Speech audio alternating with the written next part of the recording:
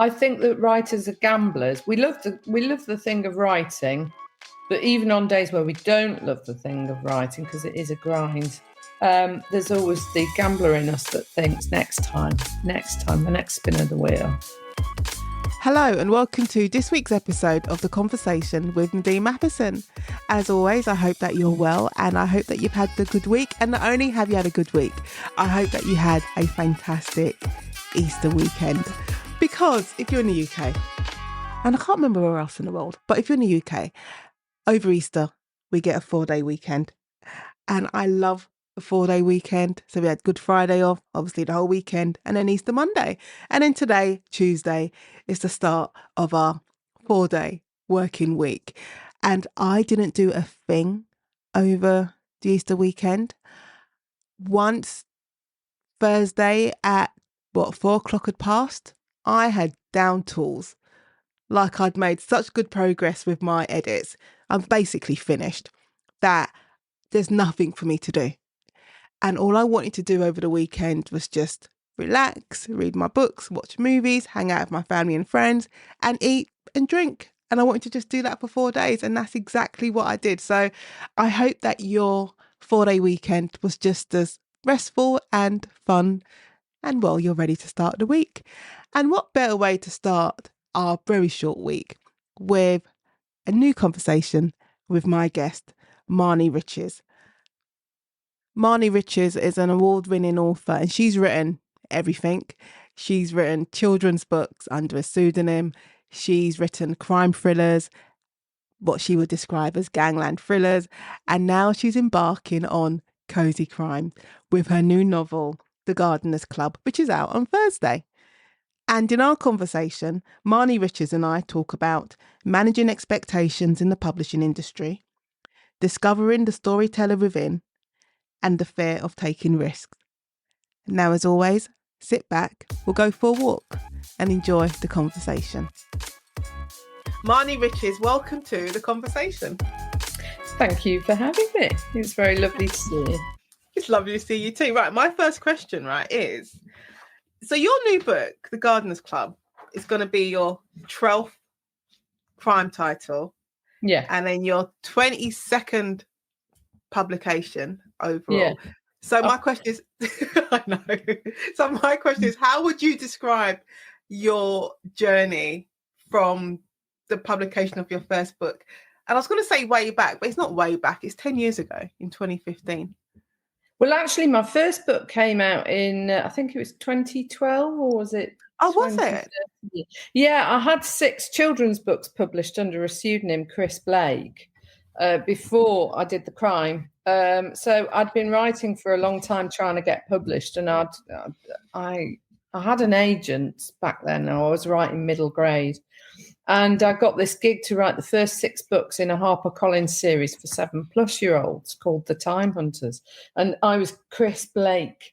And they were lovely historical adventures, and I absolutely loved doing them. And I thought I was going to be, the next J.K. Rowling or whatever, and earn a stack of cash and be loved by children internationally. Yeah, that didn't happen. So then I'd written.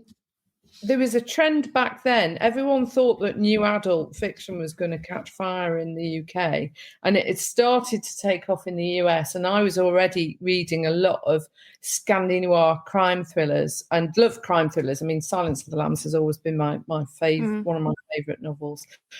And I started. So I'm a linguist, and I spent a year in the Netherlands when I was a student.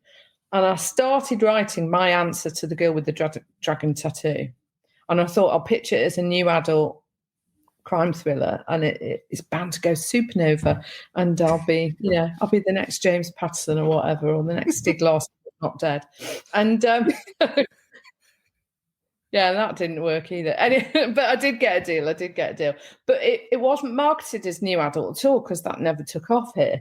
It was marketed as straight crime fiction. And the series, it was picked up by HarperCollins on a really small digital sub-imprint of Avon called Malaise. and it was kind of digi first, but that series went on to sell loads. I mean, first copy sold 75,000 copies with no budget. Yeah, and the second one sold about 50, and it keeps selling. The backlist, it's kind of perennially popular, I suppose. And it was about transnational trafficking, the kind of overarching theme of the series. So it got really meaty, even though my main character, George Mackenzie, started as an Erasmus student with criminologist aspirations, and she was taking a year out in Amsterdam. It ended up something far more adult.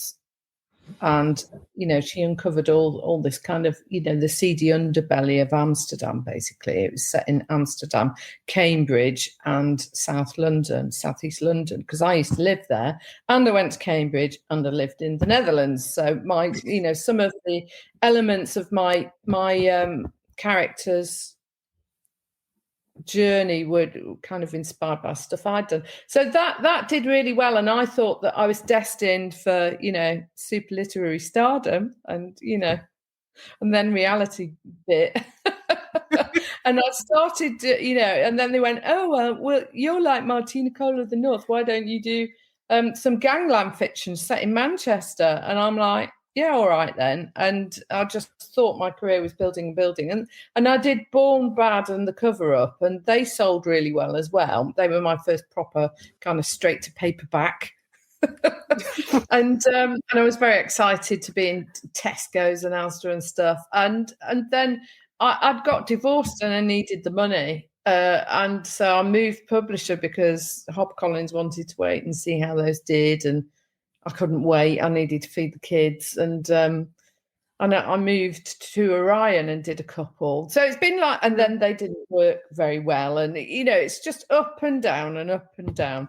So I suppose I'm one of those workhorses that we get in crime fiction that do 2 books a year, and in some years I have done 3. And more recently, I write crime fiction and historical saga, so I do one of each a year. And I teach 2 jobs, and I'm always knackered. So I'm lucky to have always stayed published for over a decade. But I've sold lots of books, but I'm not one of those memorable Sunday Times bestseller names.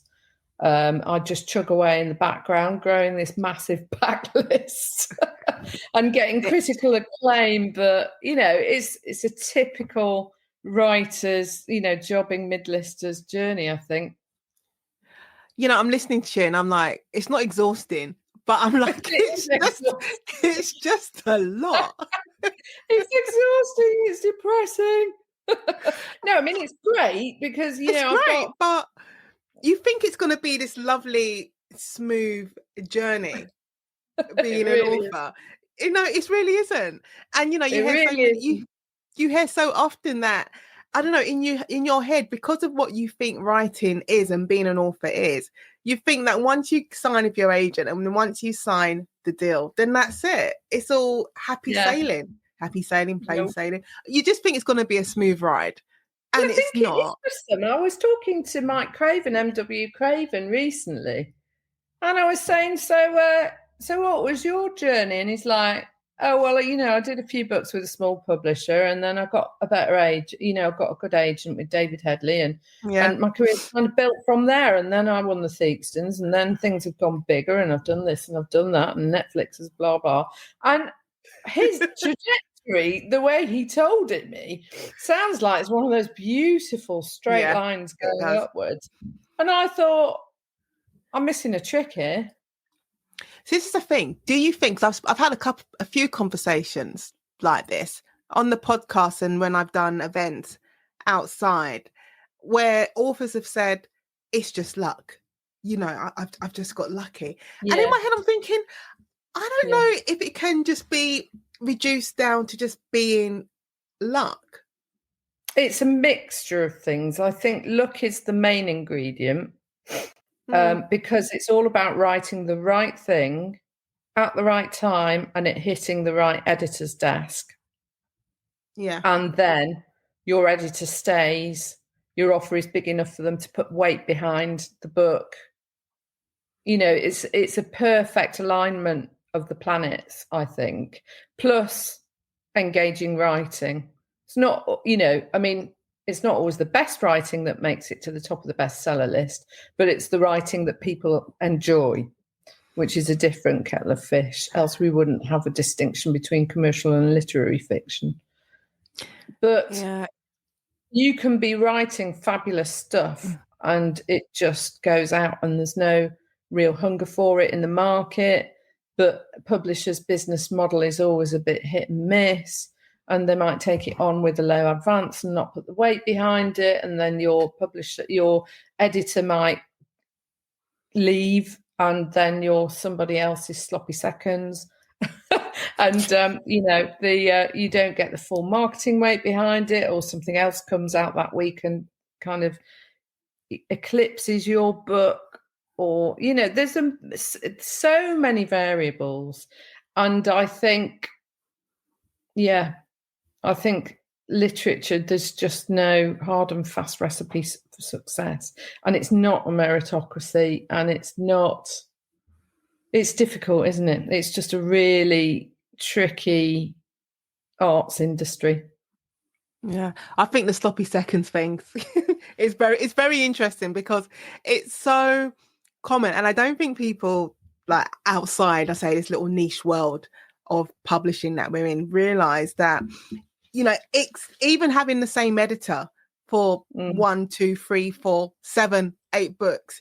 It's not that common, because I've known so many authors, friends of mine, who have on their 4th book and are on their 4th editor, and they've lost editors halfway through for various reasons, nothing to do with them, but for various reasons they've lost an editor halfway through writing the book or during the editing process. I mean, while I was at Avon, I had 7 books come out within a 3-year period, and I had 9 editors. 9 editors. It was a constant revolving door of editors, and I had some really good editors and some that were less engaged, and but that's just the case. It's just publishing, because I think editors aren't particularly well paid. They work extremely hard, and, you know, they're often young and ambitious, and, you know, some just get offered a better job elsewhere, and then it's like 6 months, adios. And then the writer sat there being picked up by someone who didn't commission them. And there isn't the same, you know, you want someone who's going to champion your book, don't you? So, and that isn't always the case. And sometimes it's to do with covers or supermarket slots, or, you know, there's so many variables. If you get a duff cover and you're in a kind of dead time supermarket slot on a bad shelf, you know, your book can tank. It's as easy as that. Yeah. How do you keep going though? When there's so many different variables that you have no control over. But how do you personally and like mentally keep going through all those ups and downs?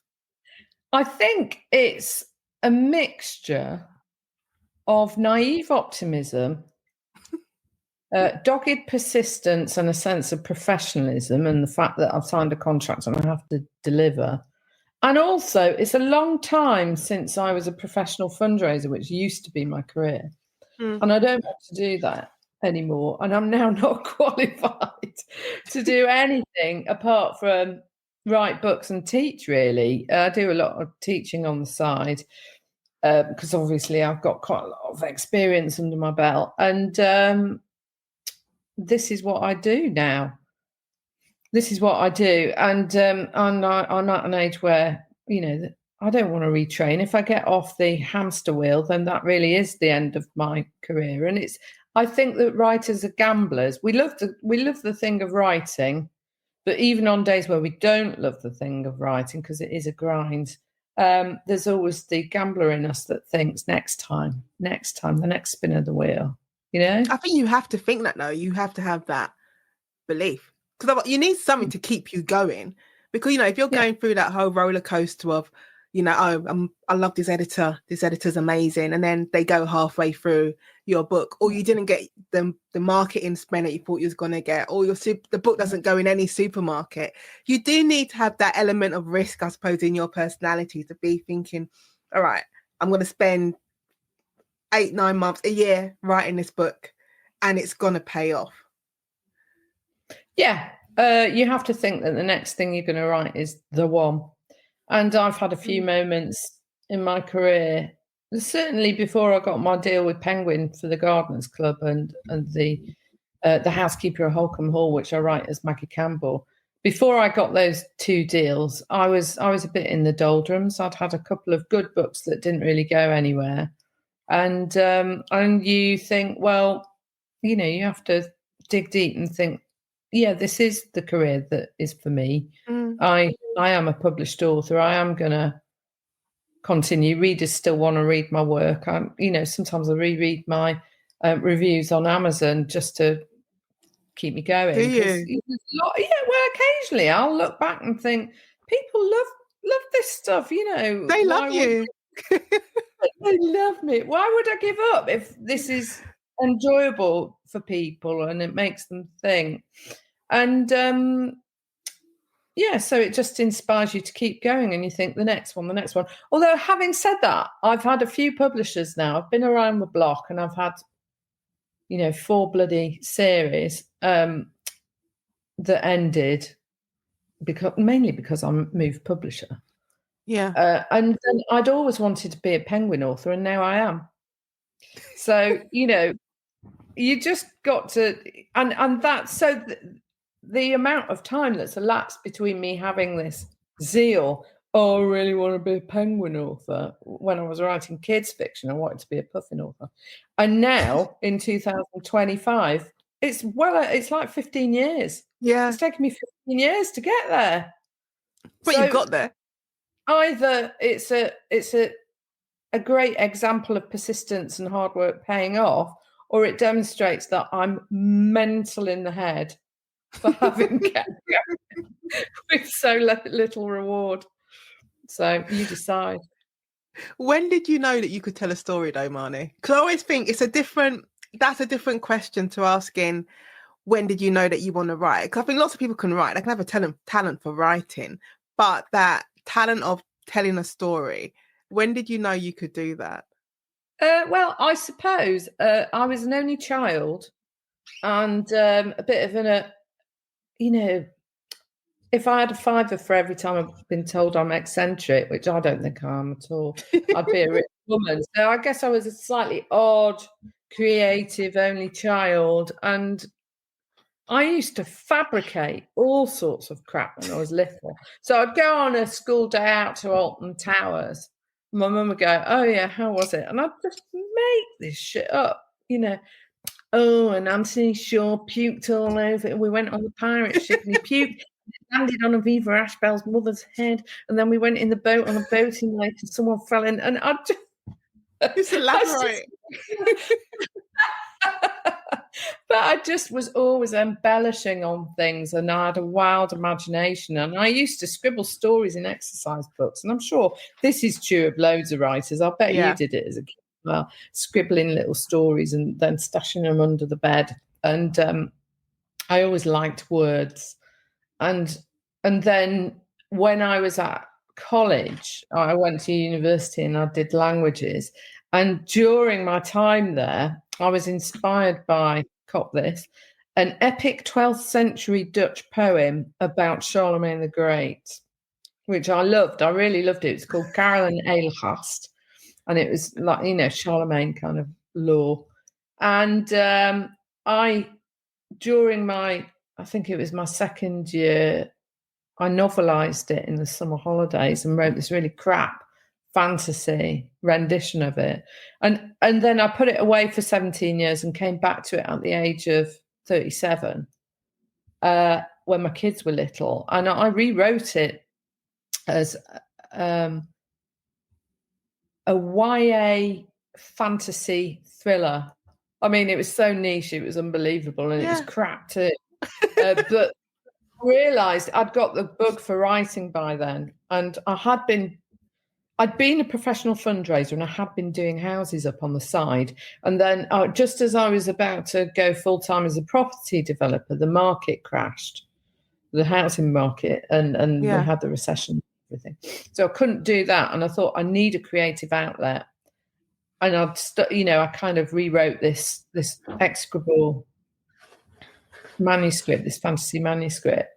And had written a picture book for kids and done a little middle grade manuscript, and decided that, that was when I realised that I knew I wanted to go full time. But the storyteller within me has always been there. And I think it comes from the women folk in my family, because they'd always hold court at my mother's or my auntie's kitchen table with fags and strong tea and telling tall tales and, guess what happened? And she said, and he said, and I was party to that as a kid. So I think that's the tradition, this kind of oral bullshit storytelling is where I've come from. And there's a lot of that, isn't it? And I think that's when you learn a lot about character and building characters and personalities and I think even at a young age you can kind of work out how much of it is true and how much of it is, as you said, it is bullshit. Yeah, of course you can. And it's the stuff at the margins that's interesting. The kind of grey area, and the who's a demon and who's a saint and who's telling lies, and the kind of what if and what could be. And then, you couple that, certainly for my part, with an upbringing on a rough estate in Manchester, and everyone's skint and on the breadline and on the dole and doing a bit dodgy this and that and grafting and never getting anywhere. And suddenly it's a crime story, Yeah. It's very easy to turn into that. Suddenly you get your windows smashed and there's kids giving you a hard time, and it becomes a basis for your first novel. Did you know when they asked you or they spoke to you about writing a Gangland series, did you feel any like resistance to it? Did you feel like maybe it feels a bit cliche because of who I am and where I've come from, that you'd be expected to write that? Did that ever come across your mind? No, not at all. I mean, I'd really enjoyed doing that first series about the transnational trafficking and my criminologist and the Dutch police. But when HarperCollins said, "Oh, we're gonna give you a book deal that doesn't involve being digital first, a proper one. We're going to put some marketing behind it, and you're going to be in W.H. Smith and blah blah blah. Would you like to be the Martina Cole of the North?" I just thought, do people want to read it? Yes. Am I personally equipped to tell a reasonably authentic tale? Absolutely. Am I going to sell a load of books? Yeah, let's do it. It's the pragmatist in me that thought, and also the artist in me that thought, yeah, let's try something different now. And it's a very, very different storytelling technique. And I had to adopt a kind of saga structure for telling a gangland story, as opposed to the whodunit thing of doing a police procedural. Yeah. So it was a challenge, and I rose to it, and it was fun. And it's you have to find the story within the story with a gangland fiction. So I didn't mind, I mean, there's so many people out there that are kind of middle-class poverty tourists telling stories about gangland, this, that, and the other. And you just think, well, actually, here's a chance for someone who knows what they're talking about to tell a reasonably authentic tale. I think you can tell, can't you, when someone's like cosplaying at having that sort of background or being adjacent to that sort of life. You can tell, especially if you're from that area. If you are from that working class. Harm in it. I'm not one of these that believes that thou shalt not tell a story unless it's thy own. I just think that's counterproductive. But you can certainly tell when someone knows their onions, knows what they're talking about, has experienced it firsthand. And I know this from students that I've taught, that it comes across in their voice. They have a more authentic voice. What, when you're teaching, sorry. Go You know, on. when you're teaching, what is the most like common, I'm going to say, question that's always put to you by your students?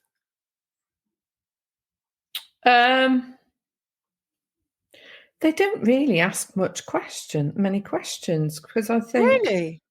yeah, they just want to write and be told their writing's good.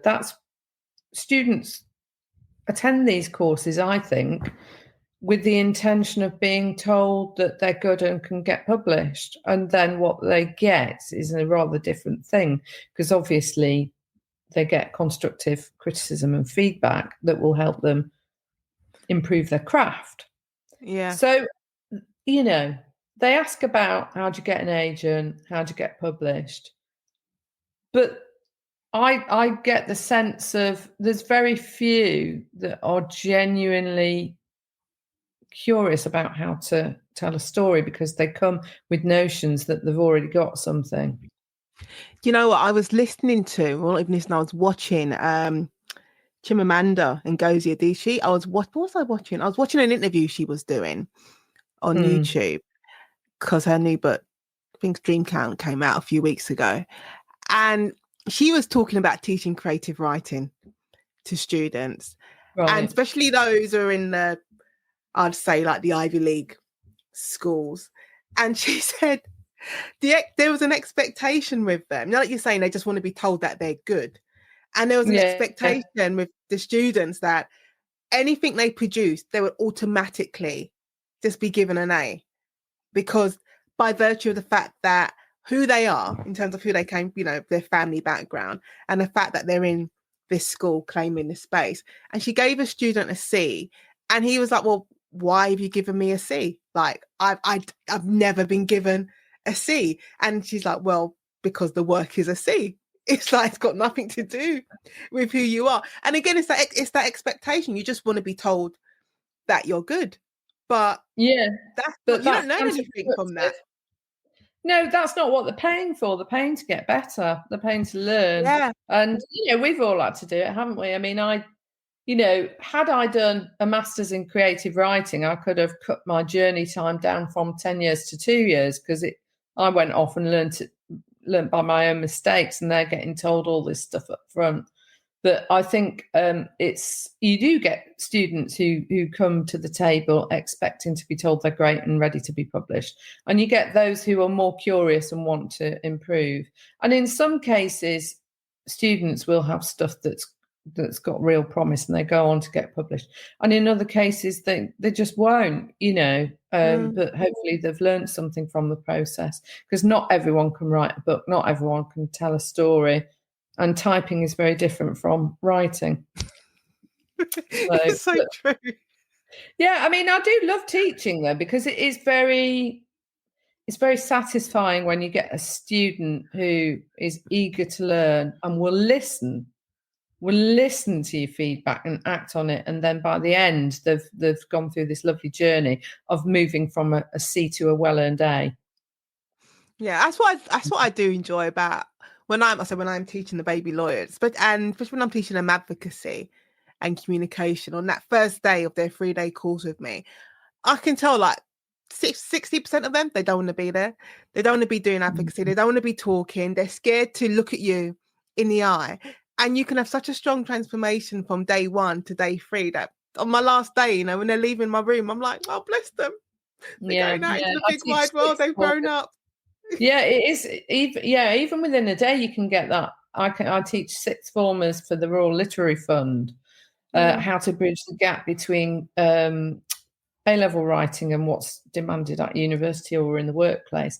And by the end of the day, you can see that kind of boost in confidence and willingness to speak and feeling that they're equipped with everything they need. And it's nice. And that's an unlooked for side effect of not having gone supernova with my writing, because had I immediately shot to the top of the charts, I would never have taught.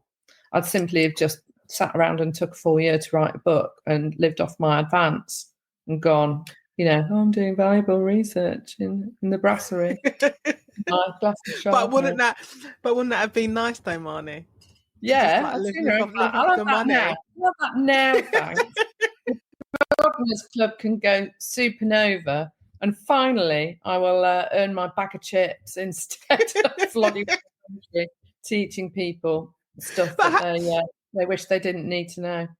But how do you manage like their expectations?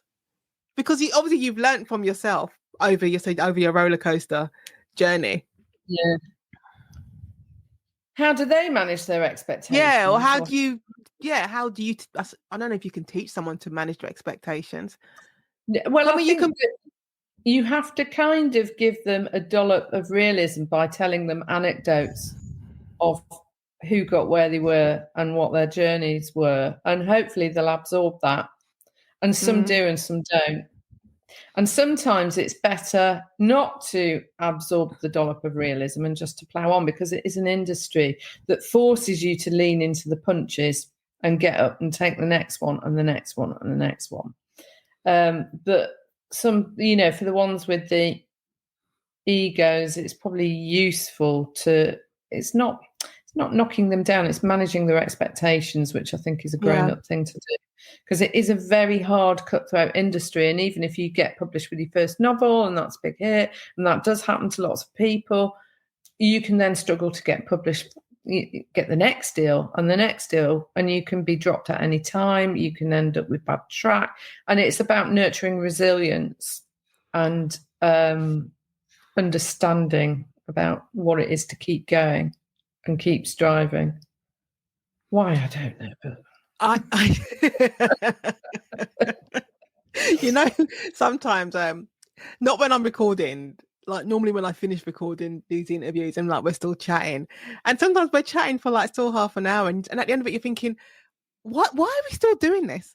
Like, I know, you listen to myself and like you need to have a word with yourself, love. I know. I said that to myself the other day. I have a word of yourself, sort yourself out. So I think I was lying in bed saying to myself, I think someone asked me, like, oh, would you go back to court? And I was like, no. It's like I'm doing everything I can to make sure I don't go back to dragging my little mini suitcase up and down London and wandering around various courtrooms in London representing people. Like, I'm working this hard so I don't have to go back to that. Yeah, well, there's an element, I'm a great believer in sunk cost fallacy. I've just got to keep going at this point. But with the Gardeners Club, it's weird, actually, because I'd written so many crime thrillers. I did think, oh, well, I'm going to change genre now. I'm going to write women's fiction and just start fresh. And I wrote it originally like that in a bid to start fresh and kind of roll the dice again so that I didn't have to go back to doing something I hated. And then bugger me, it got picked up, and my commissioning editor said to me, she's publishing out, Hannah said, oh, well, would like you to rewrite it as a cozy crime. So here I am again, going through those revolving doors again. Marnie Riches Part 4, or Mark 4, I should say. No, the saga. All I need is a couple of those weird wolves, Drax wolves, is it, that they've got in Game of Thrones. Start my own epic. Dire wolves, I think. God knows, I don't know what they're called. But I mean, who knows? Who knows where it will lead? But it's been quite nice doing something lighter.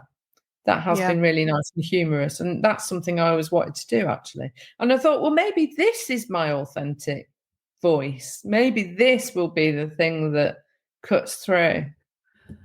Do you find it interesting or just plain weird that, since you first started writing, you're saying like from 2012, so we're talking 17 years, that you're still now in 2025 thinking, is this now my authentic voice?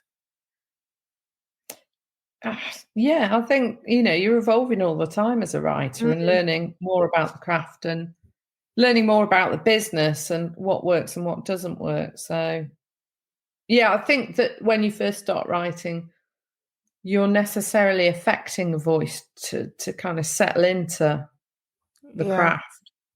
And by the time you're kind of 10, 15 years down the line, maybe what's coming out is the real thing. I don't know. Because I use different voices for writing different genres. So I'll use a completely different narrative voice for my historical sagas than I do contemporary crime. looking at publishing, I say as a whole, Hmm. Do you think it has changed much from 2012 to where we are now? Yes. I think what hasn't changed is that publishers still don't know what makes a great, a massive hit. It's still a little bit of throwing a shit out the wall and hope something will stick. And they'll try their best. And even stuff that has a big advance and huge marketing behind it can fail. So that hasn't changed. I think the publishing arena has become a little bit more diverse. I think that there's a huge move away from people writing other people's stories. So, for example, when I first started writing, and when my first thriller got published, The Girl Who Wouldn't Die, my character is mixed race because I'm minority ethnic, but I'm a boring. No one wants to hear about my background. So, and I was all about diversity in fiction at a time when it was completely white, the industry, and Anglo-Saxon, Christian, middle class. There were fewer interesting voices. So, and back then it was fine. It was fine to have done that. And I did do my research. I used to work in a black-led organisation. We were all minority ethnic. And I did my research and I had beta readers and they were really happy with what I'd done.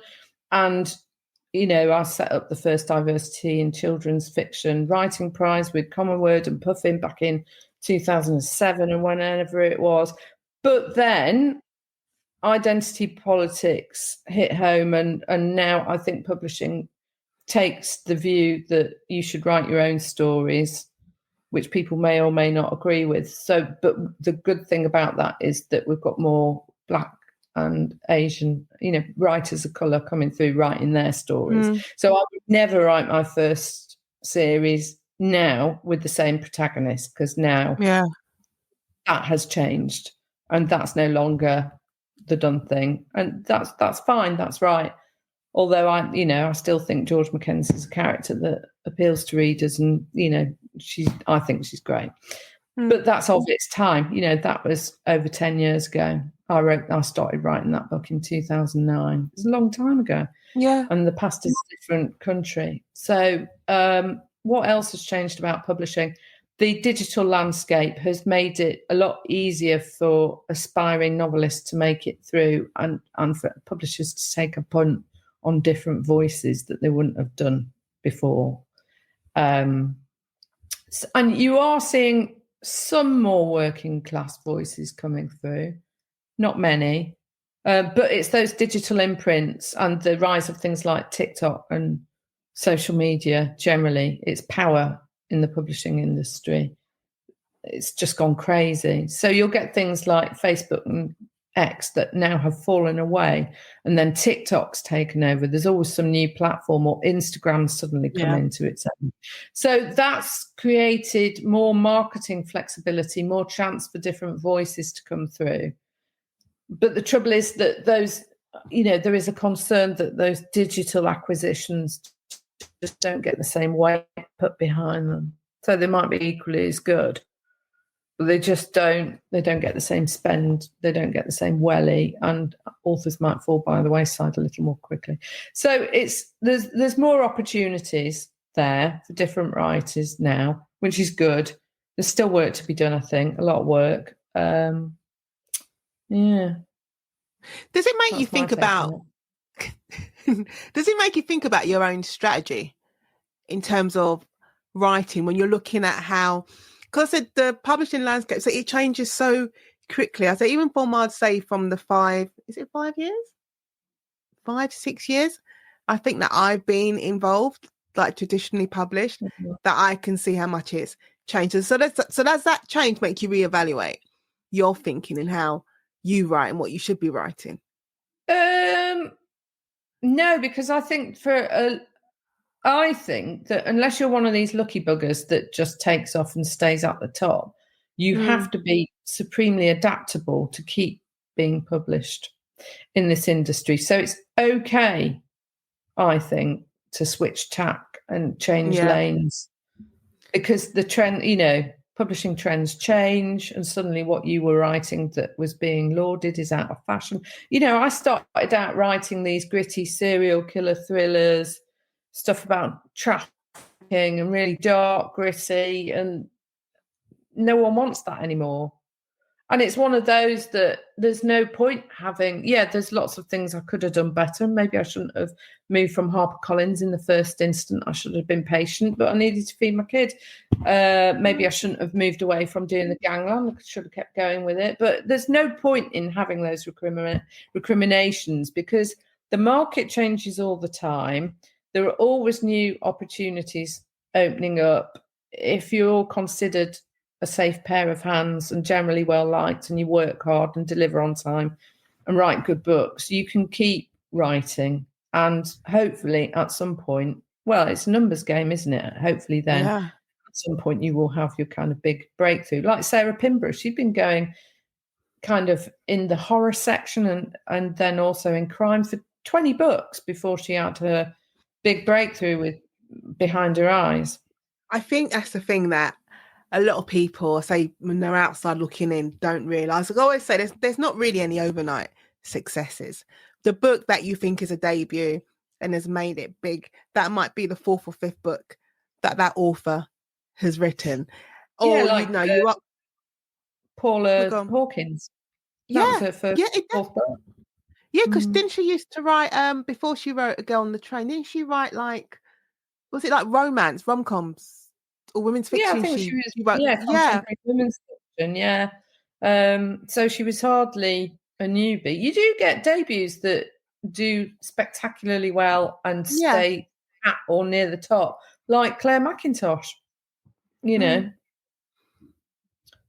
I think she's always had Sunday Times bestsellers and hasn't really known, certainly to the public, there's no obvious failures there at all. She's just, every book she puts out is considered a literary event. Yeah. So that's a very different experience to my experience, and will be different to yours again. Listeners, it's time for a very short break. If you're enjoying this conversation with Nadine Matheson and want to help keep the podcast going, why not buy me a cup of coffee? Your support goes such a long way in keeping these conversations flowing. Just check out the link in the show notes. Do you, we were talking about marketing earlier, and I was talking, it's come up a couple of times in the last conversations I've had, whereas we've spoken about books that have had the big, like, you can't miss it at all, marketing spend, but then they haven't appeared. And that goes across any, all the categories, whether it's literary or whether it is crime, but they've had that big spend. The posters have been everywhere. They're in the news, everywhere you turn, you can see it. But then when it comes to that, that bookseller, when you look for it on the Tuesday after publication, you're like, well, where is it? It simply hasn't sold. Do you have like a theory as to why that happens?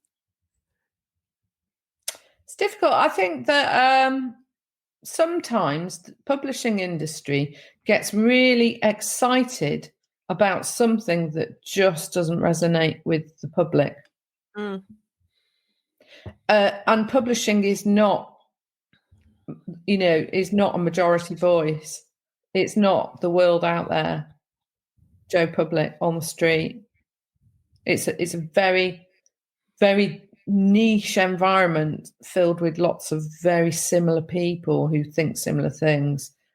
I'm not saying that's wrong, but we're not a broad selection of society. So when you get editors and marketing people who get really excited about a book, they might be way off, because your average schmo on the street who reads books just doesn't think that way. It just doesn't appeal to them. And I think I think it's that error of judgment occasionally just blindsides publishing. Yeah, and also it must, if you're a normal member of the public, you're you're walking through the aisles in the supermarket and you see the book on the shelf, you probably think, I don't want the same again. Like, I've already read this, Yeah. you are looking for something different. Yeah, I think there's always, publishers are always very keen to slap a homogenous, easily identifiable genre-specific cover on a book, whether it's the same ilk or not, because they know that in a supermarket, someone's going to think, well, I liked this and this looks similar, so I'll whack it in the trolley. Yeah. And yeah, I think that's that yields diminishing returns personally. And I think, but then it's taking a huge risk to give a book the cover that's appropriate for it, and let it stand out in the market. So you'll have, like, I think the kind of a leader in its little subgenre was Eleanor Oliphant is absolutely fine, wasn't it? Yeah. And it had its own quirky cover and was a bit of a quirky book, and it just sold brilliantly because people, I guess that must have been a word of mouth thing, and then it spawned a million copycats, and it's like, what is it about those left of field things that just suddenly go supernova? But I don't know that publishers are brilliant in doing retrospective focus groups to see why something's succeeded.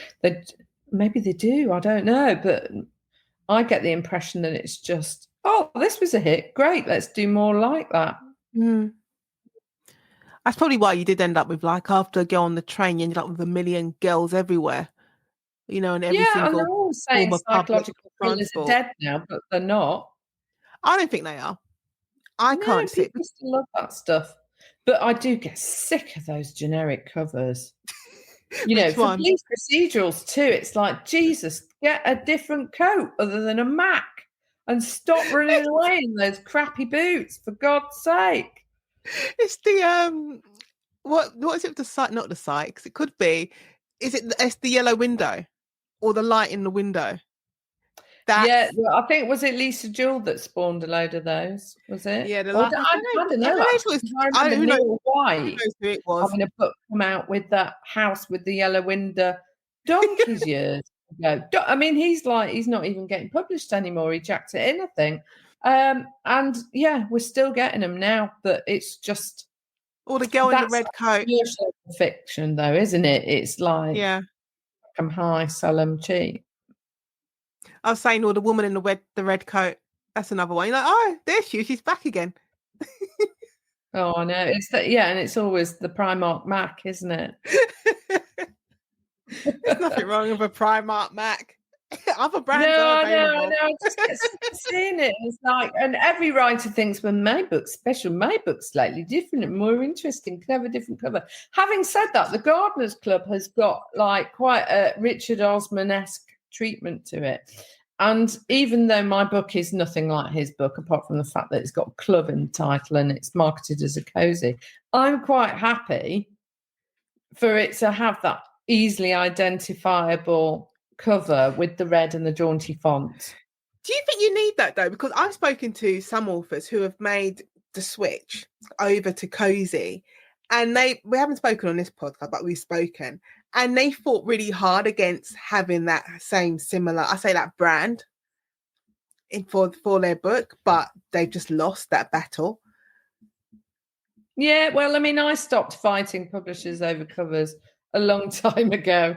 I've had enough books come out where you just go, yeah. The only time I really kicked off was the second in my Bev Saunders PI mini-series for Orion. It was looking like the supermarkets weren't going to take it because the first book had what I thought was a reasonably nice cover but wasn't appropriate for the book inside. It was gangland cover on a book that just wasn't gangland, and I think that was a mistake.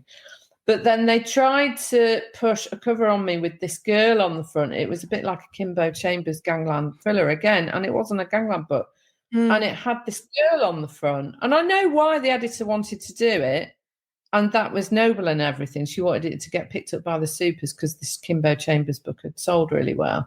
But it wasn't, readers weren't getting what they were expecting, and it was a girl front with the big lips and the tongued hair, and she looked a bit like a pole dancer.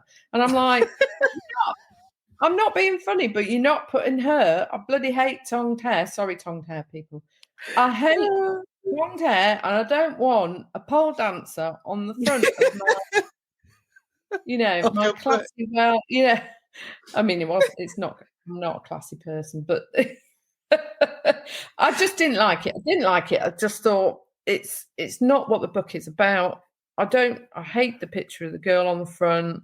And I said, look, it's obvious this isn't going to get picked up by supermarkets. Told this to my agent. I've got to live with that cover, however, in perpetuity. So I'm going to put my foot down and say no, because I don't want my writing to be associated with that particular image on the cover. I didn't like it. It's the only time I've really dug my heels in and said, over my dead body. And it did tank. I think it sold about 5. Maybe I should have had the pole dancer. You should have had the pole dancer on the cover. I know.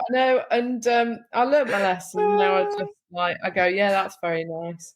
I think I was sitting there thinking if I'd ever push back on the cover, and I can only think with the Jigsaw Man, and they send you the first concept, which I love. Thank you very much, Marnie. That makes me happy. But I remember I did send your editor feedback because I'm terminally poorly organised and my reading was like way behind, and it was all right. But I'll tell you give me the love. Give me the love. Yeah. Now. Thank you. Yeah. But I remember they sent me the concepts for and you're all excited because this is the first issue of debut and it's the first time you've seen the covers, and they sent me the concept, and I remember it was 4 covers. The final cover is blue, and I think one was white, one was definitely red, but one of them, it had a fish hook, and I was like, why is there a fish hook? Like, what's a fish hook got to do with anything? And I think it starts on the river, but no one's fishing. It's not like they're fishing and they pick a leg up, and I just couldn't understand why. And then it reminded me of another cover, and I was like, no. And I think that's the only time I pushed back. I don't know if it's a pushback, it was just like, I don't see the point of this. Like, no. Give me the knife with the eye in it. I like that one. But the fish hooks, it was just so random, just didn't make any sense. Occasionally you do have to, they don't get it right every time. And occasionally if something you really detest it is your book after all. It's your baby. And if it's something that you really don't think will work or you don't want to be associated with it, then I think it's fair. But I've just, especially when editors say to me, well, sales love it. And I go, yeah, all right. They do say that, don't they? I just can't be asked anymore.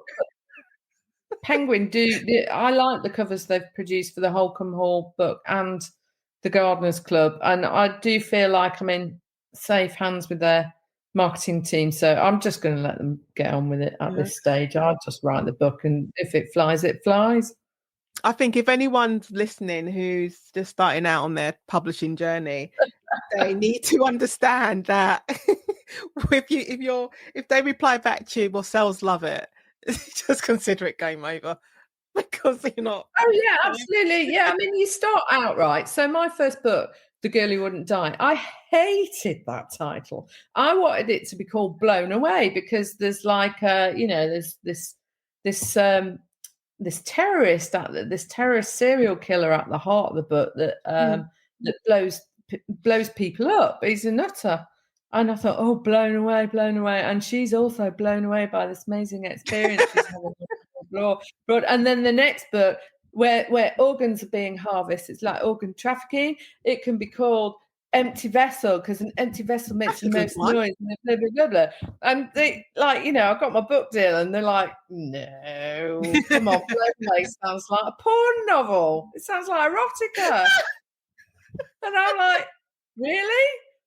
Yes, it's either literary or it sounds like erotic fiction. And I'm like, all right. Is that how you said it? I'm thinking, exactly. Yeah. And yet the book that the books where I've picked the name, like Tightrope, which was a book I'm really proud of. I really enjoyed writing it.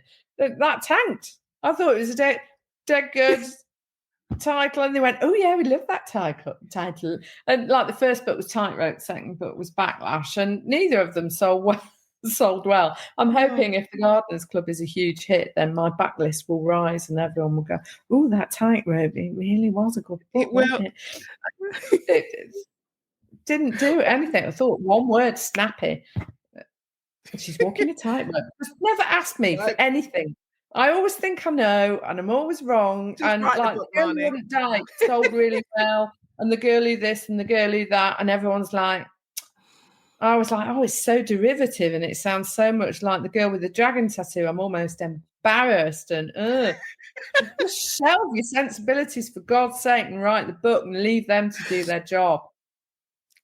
So. Just leave them to it. Just write the book. That's what I said, Marnie. Just write the book. It's just pick your hills to die on. That's what I've learned over the years. And let your agent have the difficult conversations. So I'm quite gobshite, and I've learned that over the years. Before I go on to ask you about the Gardeners Club, though, but what I found like so interesting recently, and this is just come from being around different circles, that there are so many authors who like they have these battles to fight, and they don't think to just tell your agent what the issue is and let them fight on your behalf, because that is their job. It's like you don't need to be carrying this horrible burden on your own. No, exactly. I've learned, I mean, I've been told off at times by my agent because I'm such a gobshite, and I'll very happily wade in and fight my own battles. And certainly in the early days, I was told to leave that conversation to me by my agent. And my agent, who I've been with for like 11 and a half years, he's my third agent, actually. It takes a while sometimes to settle with the right team, on a team of two, really. And now team of three with my editor at Penguin. She's brilliant. But you've got to leave them to it, because it's easier for them as a third person to arbitrate. And rather than me wade in and say, well, you fucked that up, didn't you? Nobody loves you for telling the truth. In publishing, it was like, do you know what? I really loved what you did with that. I really love it's the shit sandwich, isn't it? The shit sandwich of feedback that as a teacher, I won't think twice about doing. I'll keep going, well, I really loved this, but you might consider this, but I really did love this. But like when it comes to my own stuff, it's like, well, you fuck that up and you kill my career. Thanks. It's personal. That's why. Well, it's just like there's so much at stake. This is how I feed my family. This is how I pay my mortgage. It's like it's not just a fanciful hobby you just do to pass the time on a Sunday afternoon. This is work. Well, I think the thing is, in any other industry, right, you would have a review, and you'd go in, and if things have gone wrong because someone dropped the ball, which happens in publishing because people are only human and people are overworked or just shit at their job, and there's a million reasons why things can go wrong. In a normal business, you would go in and you would say, right, so here are the ways in which we could improve next time, because actually you dropped the ball on that, and you could have, you've got a right to reply if you're at a certain level and you've been going, you're asked for your opinion. How could you have done this better? What do you think were the pitfalls? What would you do differently next time? In publishing, it's kind of a faux pas to do that, isn't it? No, it is. Which is so one of the dysfunctional parts of the industry, I think, because everyone benefits from a bit of honest feedback, but you best leave your agent to do all that. My agent's got more finesse than me. It's strange, but it can also be frustrating when you've come from another career where you would have done those things and I wouldn't have thought twice about it in my other jobs. I just wouldn't. But you come into this publishing field and it's like sometimes you become a smaller version of yourself, which is you got to play nice. I come from a long line of people who don't play nice. It's the same, which is why it's weird. I would never think of like making myself small. No. Because I wasn't brought up that way. But you come into this arena and you're like, oh, maybe you second guess yourself. And it makes no sense. It really doesn't. It's an incredibly political environment.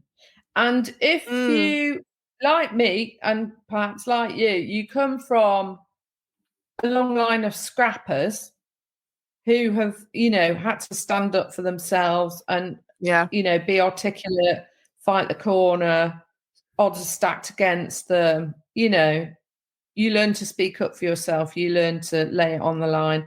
And that kind of honesty is you have to dress it up. You've got to be nice. And I can understand, I've been, it's been relayed to me that actually people will go the extra mile for you if you aren't a complete moron and shouting people down for getting it wrong. I understand that. I can understand that. Yeah. I can understand that. But you do necessarily, it's not in my nature to be nice all the time.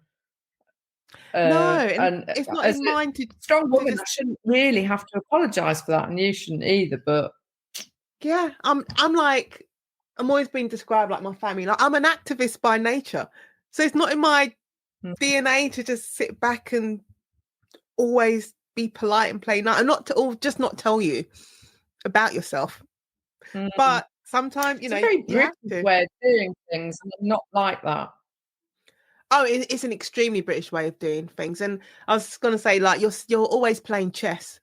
And I'm not even talking about the 4D chess that Donald Trump thinks he's playing. No, you're just constantly just playing normal chess, trying to think 2, 3, 4 steps ahead, just to stay on your level, on your level playing field. It's amazing that being forthright when you're a woman is very easily repackaged as being abrasive and used against you. Not Definitely. Just in this industry, but generally. And I struggle with that a bit. But that's always the case, isn't it? It's said in any industry, if a man is going to be, speak out or say what he's not happy with, he's very strong-willed, very authoritative. If a woman does it, well, she's just overreacting, very emotional, just being a bitch. You're like, no, exactly. I'm just telling you what I want and what I expect. Yeah, exactly. Yeah, we're supposed to be alphas in betas clothing. That's what an author has to be.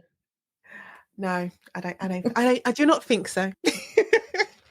So, Marnie, would you like to tell the listeners of the conversation about the Gardeners Club? Yes. Well, the Gardeners Club is inspired partly by my own obsession with gardening. I absolutely love gardening. And back in 2016, when my mother died and I got divorced and I moved house into a wreck, it's the gardening really that kept me sane. And so my main character, Gill Swanley, works in an insurance call centre.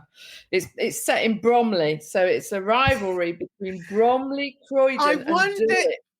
I wonder if I know if you actually based it on the insurance centre that I'm thinking of in Bromley, opposite the station and near the police station. It's not there anymore. But no, but it was that one. I knew it. Neither confirm nor deny. I did get top tips off my husband that works in a big bank. And he sort of schooled me in all the bullshit bingo that gets said in meetings. So that was fun. But so Gill is a widow of nearly 10 years with a 17-year-old son who's a handful and a cantankerous mother who's ailing and narcissistic borderline personality disorder. And she's absolutely sick of her life and suffering that kind of sandwich generation, midlife malaise and menopause and the whole lot. So she joins Bromley Community Gardening Club and gets very quickly entangled with this kind of motley band of community gardeners who are competing for the Golden Trowel Association's biggest award, the Golden Trowel, for Community Gardening Association of the Year, and all sorts of competitive shenanigans ensue. And when a body of a rival team pops up in a shed, suddenly Gill and pals find themselves trying to solve a murder. Right. I've got 2 questions for you that come off your Gardeners Club. First one is, which one of your characters would you spend the afternoon with and why? Oh, I'd probably spend the afternoon with Marjorie, who's one of the elderly gardeners, and I'd spend the afternoon with her for gardening tips, certainly not her politics. She's an extremely willful old woman in her 70s, but she's hilarious, and she says oink instead of oik, and she's like Mrs. Malaprop. She gets everything wrong, but she's a kind of steely church elder who does the church flower arranging, and she's absolutely full of opinions about Dottie Gloucester in the rival group, who's a BBC star and terribly louche and has a big bosom. So I'd probably say.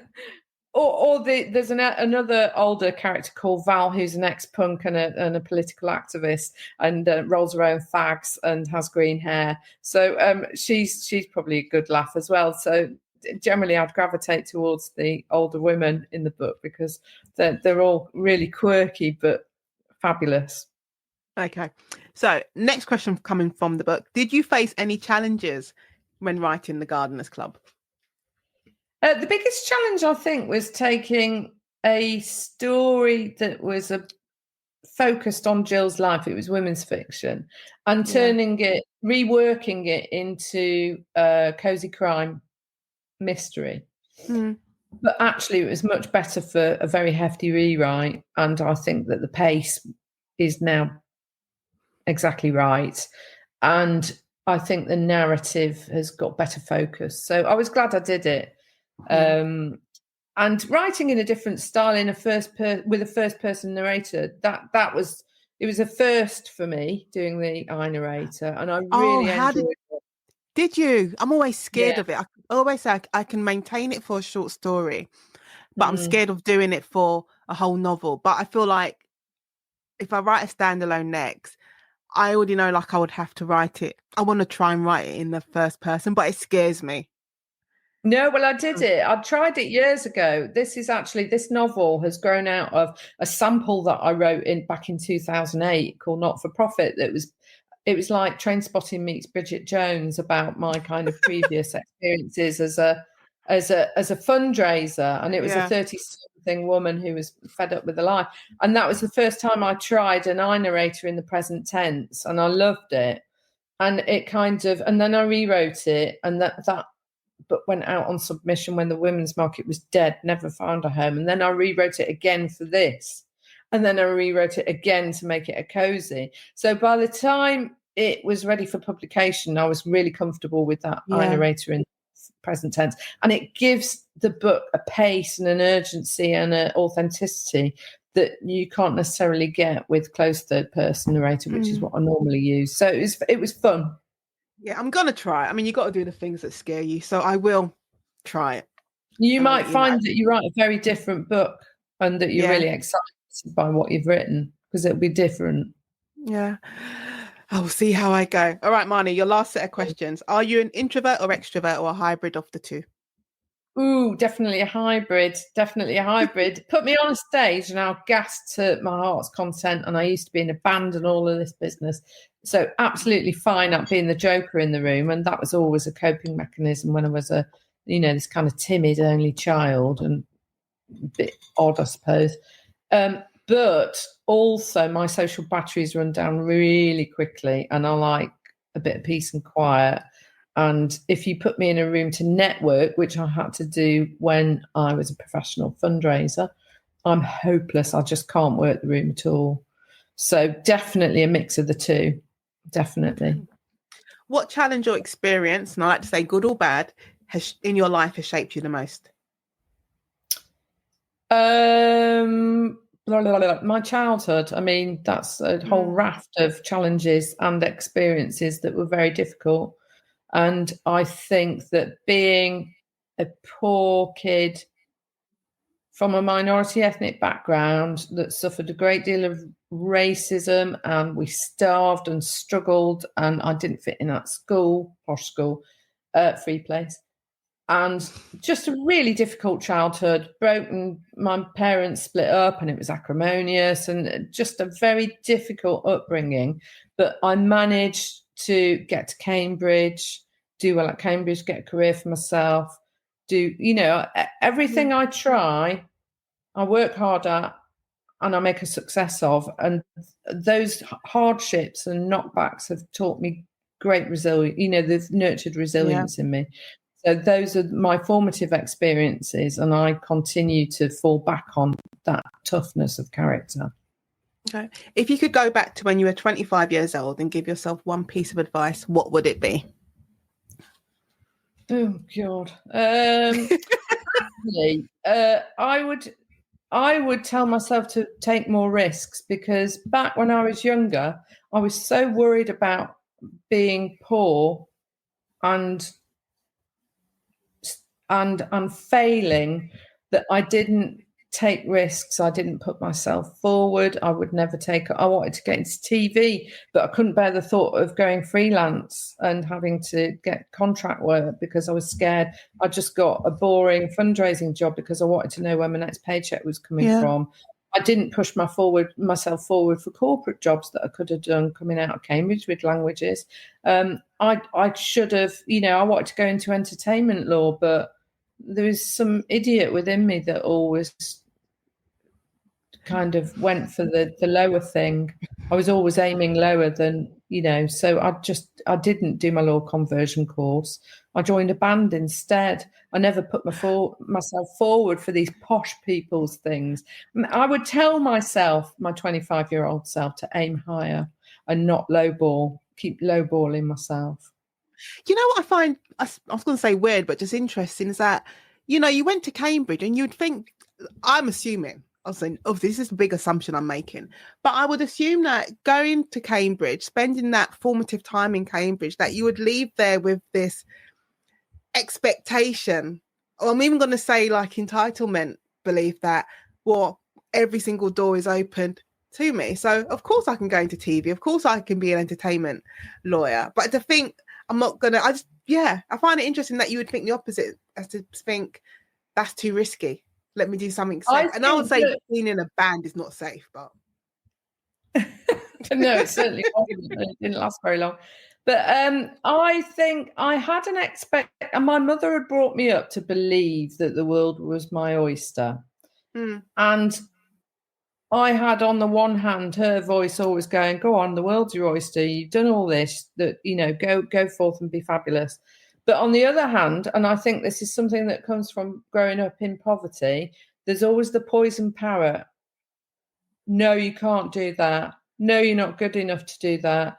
The first sign of failure is like, go and do something more sensible, something that's lower risk. And I think that I don't think personally that you can ever scrub off the grime of having grown up poor, no matter your circumstances. You do not learn to acquire the entitlement that some are born with. So go on. No, so I think that's true. I think you always, even though you may be secure, like someone else might look at your bank account, look at your fact that you have your own house and think, well, you've got everything that symbolizes security. Yeah. But because of how you've been brought up, you're like, well, no, I haven't got that security of knowing I'm going to get paid next month. So that just makes me feel uneasy. It's that thing of, that failure is a real prospect. If you have never failed, it's very easy to walk through life with expectation that you're going to succeed, and you do succeed because you have that confidence. And it's the fear of failure, I think, that always holds you back, keeps you in check a bit. And it's not great behavior, but it's very, very hard to shake off. Yeah, and I'm sure that even multi-billionaires that have come from nothing and done really well for themselves, I bet they still have a bit of that poison parrot, and that's partly what drives them along, maybe. No, I agree, because I think you're constantly looking for security. And you need to know that you need to know, I always say, you need to know that you're standing on concrete and not on shifting sands. And I don't think that'll probably ever go away if you do have that working class background. Yeah, or well, you I have mean, experienced failure. No, it stays with you. The desire to succeed, the will to succeed, and the abject fear of failure. It stays with me now. I'm more of a risk taker now because some of the riskiest stuff I've done has paid off the best. You know, some of the stuff I've done with property, I just had a bit of a Wild West spirit about it, and that's worked out for me quite well. And with the writing, that was a huge risk. But if I'd been born with a silver spoon in my mouth, I wouldn't have seen it as such, because I wouldn't have been worried where my next paycheck was coming from. And likely I would have succeeded. I would have written different stuff. You know, there's this kind of self-perpetuate, you know, it's self-fulfilling prophecy that you are going to succeed from day one. And I see a lot of writers come through and they have that confidence and they do shoot straight to the top, and they never countenance for a minute that maybe they're going to fall on their arse after the first or second book. It's a tricky one. It's a tricky one, but then I also think that you do need to have that experience of failure early on. You need to know that it's not all just going to be a very smooth uphill ride. Well, it's that resilience thing, isn't it? Yeah. And you need to learn how to pivot when things don't go the way that you expect them to. And you do notice that those who have never experienced failure crumble the minute they come up against a brick wall. Yeah. So, you know, it's like who's the better off there? But 25-year-old me, I just wish she'd had more confidence in herself. Yeah. I always say 25, I think, is the age you're most likely to listen. You're not going to listen at 18 because you think you know it all. I think I was 27 really before I had an adult's head on my shoulder. At 25, I was still a bit of a dick. Well, I was still in a band and thinking I was going to be a bloody rock star. And with my own kids, you know, I just think they've got a long way to go until they've got that kind of adult mentality.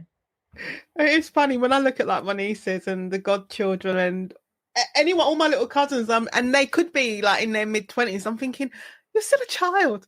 You're still a child. Yeah, I know. They talk it, but they talk a good game, but they've not got the life experience. They talk a very good game. Anyway, so Marnie, what is your non-writing tip for writers? This is the one I say. It could be drink water. It could be go for a walk.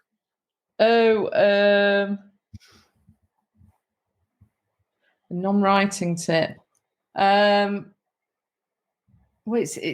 mean, going for a walk is a good one, but I'd just say get your bum on the seat and do it. Yeah. Just sit down and do it, because you get a lot of people talk about it and don't fit.